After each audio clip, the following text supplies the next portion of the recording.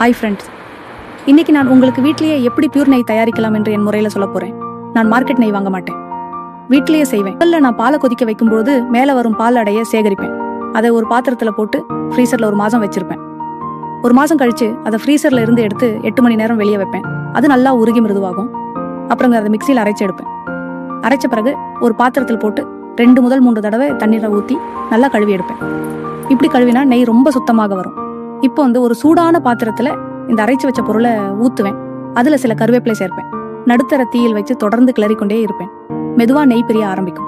பால் துகள்கள் அடியில் பழுப்பு நிறமாக மாறும். நல்ல மணமும் வரும். நெய் தெளிவாகவும் தங்க நிறமாகவும் ஆனதும் அடுப்பை ஆஃப் பண்ணிடுவேன்.